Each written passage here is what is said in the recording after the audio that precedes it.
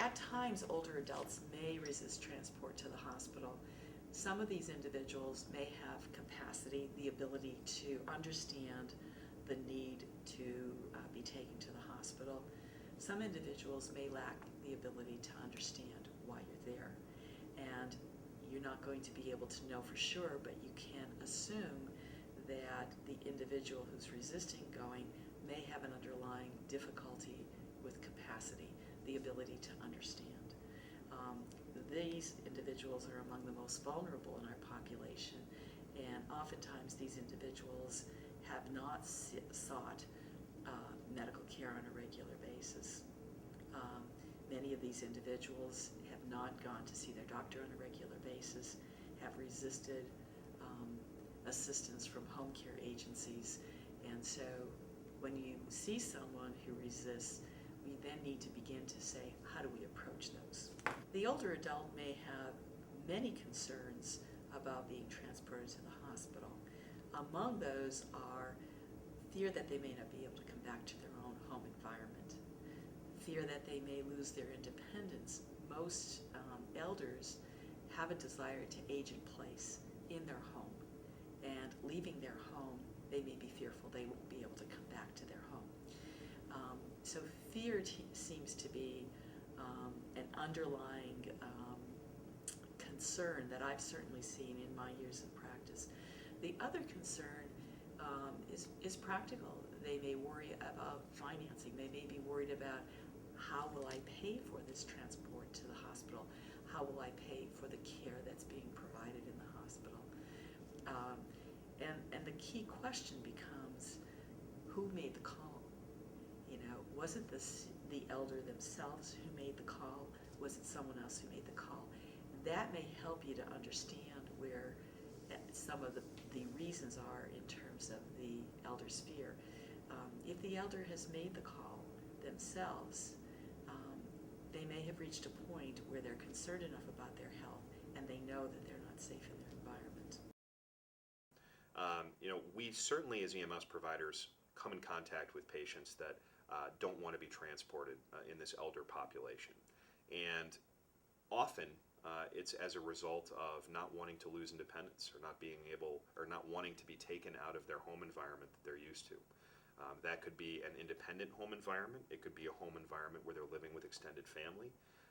But that loss of independence is very big to these elder adults. So it is very frequent, I would say, in terms of these patients thinking that they can stay in the home and not wanting to be transported to the hospital to avoid that loss of independence. They also often have the feeling that, well, friends have gone into hospitals and never come home. And unfortunately, that is sometimes the case with extended chronic illnesses and folks going into the hospital and passing away there. So they have a fear that if they do the same and go in to seek care at the hospital, that they may never come back to their home environment. They will lose their independence. Potentially even they will die. They have a fear of that. So seeking medical care can sometimes be impacted. They may just ignore problems rather than acknowledge that they have conditions that could be serious and can lead down the road to not seeking care. When you see an older adult who needs to be transported from their home and they have difficulty in accepting your advice, probably the most important thing is to help focus on the individual.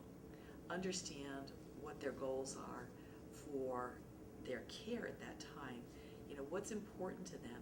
If they express that they want to feel better, it becomes an open avenue, for instance, to be able to say, as we bring you to the hospital, we'll be able to understand better what's wrong and what are the next steps to help you to meet your goals. If you cannot identify what their goals are, you need to think about, does this person have the ability to make the decision?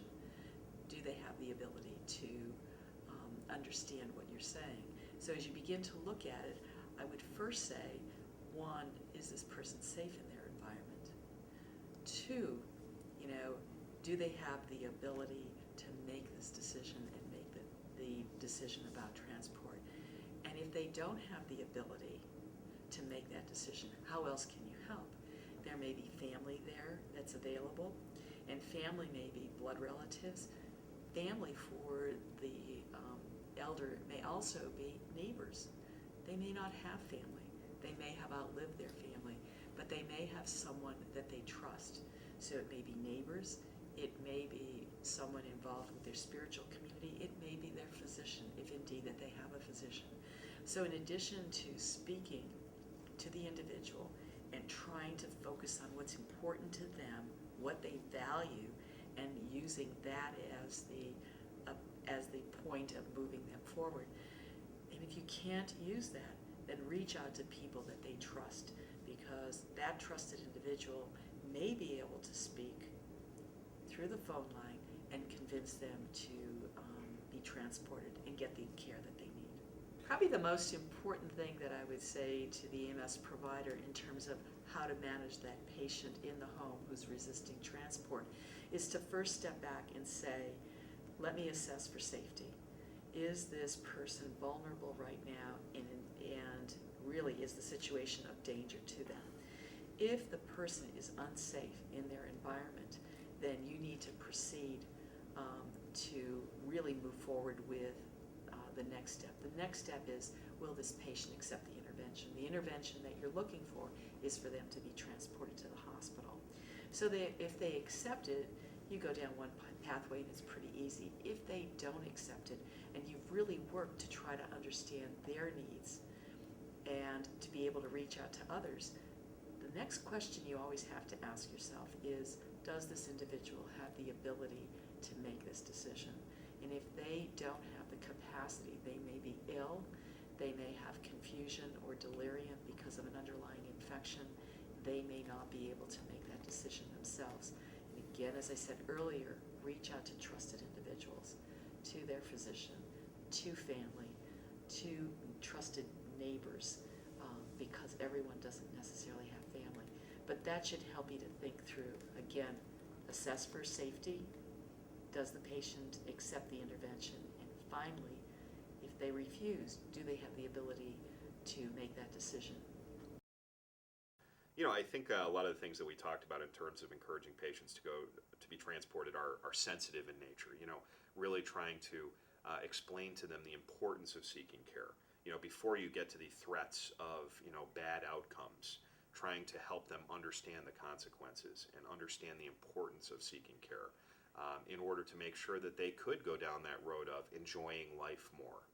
If they're sitting at home and they've been dealing with chronic issues of not being able to move, and that's why you're being called. You need to encourage them to go get those things managed, to be able to get out into the world again and enjoy life. So trying to be sensitive in that nature with the patients could work.